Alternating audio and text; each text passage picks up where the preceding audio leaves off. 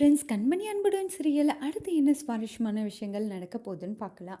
ரொம்பவே சந்தோஷமா ரெடி ஆயிட்டு இருக்காங்க கண்மணி. அவங்களோட அம்மா சோகமாக இருக்கிறத பார்க்குறாங்க. என்னாச்சும்மா ஏன் சோகமாக இருக்கீங்கன்னு கேட்குறாங்க. எனக்கு ஒன்றுமே புரியல. நீ வந்து ஒரு நல்ல வாழ்க்கையை அமைச்சிட்டு சந்தோஷமா இருக்கன்னு நினச்சேன். அதுவும் இல்லைன்னு ஆயிடுச்சு. அதுக்கப்புறம் அங்கே இருந்த பிரச்சனை சூழ்நிலை புரிஞ்சுக்கிட்டேன். அங்கேருந்து வெளியே வந்துட்டு நைட் பிரியாணி கடை, இடியாப்பம் கடை இதெல்லாம் நல்லா ஓடிட்டு தான் இருந்தது.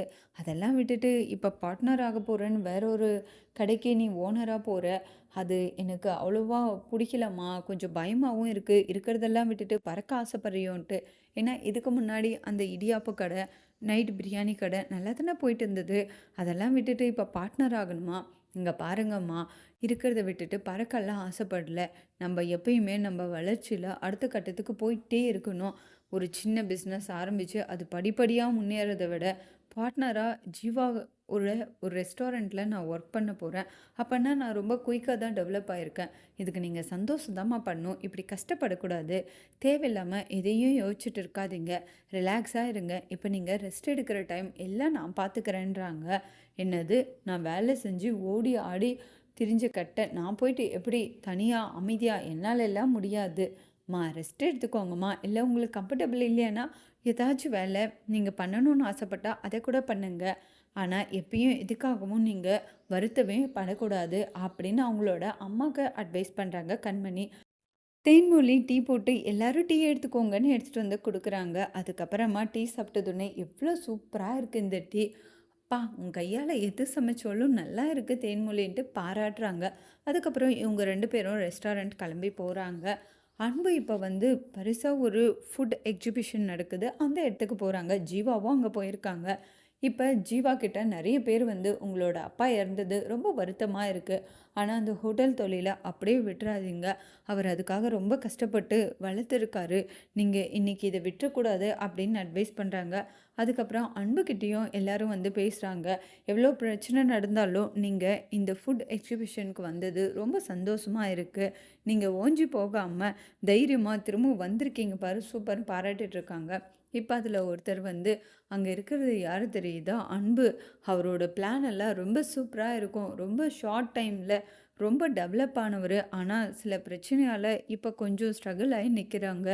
அதுக்கப்புறம் ஜீவாவும் அவர்கிட்ட எனக்கு ஒரு இன்ட்ரோ கொடுக்குறீங்களா? அதெல்லாம் ஒன்றும் தேவையில்ல. நீங்கள் போய் பேசினாவே அவர் நல்லா பேசுவார். ரொம்ப ஜாலி டைப்பு. உங்களோட அப்பா அவருக்கு நல்லாவே தெரியும்னு சொல்கிறாங்க. அதுக்கப்புறம் ஜீவாவே போய் பேசுகிறாங்க. அன்பும் ரொம்ப நல்லா பேசுகிறாங்க. உங்களை பற்றி நிறைய விஷயம் சொன்னாங்க. ரொம்ப சந்தோஷமா இருக்கு. இவ்வளோ யங் ஏஜ்ல இவ்வளோ சாதிச்சிருக்கீங்க. ஆனா, இப்ப ஏதோ சம் ப்ராப்ளம்னு கேள்விப்பட்டேன். ஆனா, அத பத்தி எல்லாம் ஃபீல் பண்ணாம நீங்க திரும்பவும் இங்க வந்திருக்கீங்க பார்த்தீங்களா? அது எனக்கு ரொம்ப சந்தோஷமா இருக்கு. உங்களோட பிளான் என்னன்னு சொல்லுங்க. நான் வேணா இன்வெஸ்ட்மென்ட் பண்றேன்றாங்க. அன்பு இப்ப ரொம்ப சந்தோஷப்பட்டு ஃபுட்டெல்லாம் எப்படி ஒரே இடத்துல அசெம்பிள் பண்ணி, ரொம்ப நடுத்தர மக்களுக்கு எப்படி நல்ல ஒரு உணவ தர்றதுன்ட்டு எக்ஸ்ப்ளைன் பண்றாங்க. ஜீவாக்கு பிடிக்க போயிட்டு, நான் இதுக்கு இன்வெஸ்ட்மென்ட் பண்றேன். 20,00,000 நான் தரேன். ஆளுங்க, அதுக்கான இடம்லாம் நீயே பார்த்துக்கோ அன்புன்றாங்க. ரொம்ப தேங்க்ஸ் ஜீவான்ட்டு 2 பேரும் நல்ல ஃப்ரெண்ட்ஸ் ஆயிடுறாங்க. அதுக்கப்புறம் அவங்களோட ரெஸ்டாரண்ட்டுக்கு வர சொல்லிட்டும் வந்துடுறாங்க ஜீவா. இப்ப ரெஸ்டாரண்ட்ல வந்து வந்த கெஸ்ட்டுக்கெல்லாம் சமைச்சு குடுத்துட்டு அவங்க சாப்பிட்டுட்டு இருக்காங்க. இப்ப தேன்மொழி வேற என்ன வேணும்னு கேட்குறாங்க. அங்க இருக்கிறவங்க, எனக்கு சிக்கன்ல ஏதாச்சும் டிஃப்ரெண்ட்டா வேணுன்றாங்க. அவங்க ஒரு பேர் சொல்றாங்க. ஆமா இது எப்படி இருக்குன்றாங்க. இப்ப தான் பேர் வச்சிருக்கேன். இனி தான் பண்ண போறேன். அப்படின்ற மாரி கலாய்ச்சி பேசிட்டு இருக்காங்க தேன்மொழி. கஸ்டமருக்கு என்ன வேணும், ஏது வேணும்னு பார்த்து பார்த்து கவனிக்காம, அவங்கள என்ன கேலி பண்ணி நின்னுட்டுருக்க அப்படின்னு வந்து நம்ம கண்மணி திட்டிட்டு இருக்காங்க தேன்மொழிய. உடனே அந்த கஸ்டமர், இல்ல இல்ல அவங்க சும்மா நார்மலா நல்லா தான் பேசிட்டு இருந்தாங்க. எங்களுக்கு ஏதாச்சும் டிஃப்ரெண்ட்டா சிக்கன்ல சாப்பிடணும்னு தோணுது. அதுக்கு என்ன கொஞ்ச நேரத்தில பண்ணி எடுத்துட்டு வந்துடுறேன். அப்படின்ட்டு கண்மணி கிச்சனுக்குள்ள போறாங்க. அங்க வேலை செய்றவங்க கிட்ட சொல்றாங்க. சீனியர் செஃப் வந்து 1 1/2 ஹவர் ஆகும் இந்த ப்ராசஸ் பண்ணன்றாங்க. இன்னொருத்தர் வந்து இது எனக்கு 1/2 அன் ஹவர் ஆச்சும் ஆகுன்றாங்க. ஆனா அவ்வளோ டைம் இல்ல. சீக்கிரமா பண்ணணும். அவங்களுக்கு சிக்கன்ல பண்ணி தரணும். உப்பு கறி சீக்கிரமா பண்ணிடலாம். அப்பன்னா உப்பு கறிய வந்து ஊற வச்சு வைக்கணும்ல. அப்படியெல்லாம் இல்ல.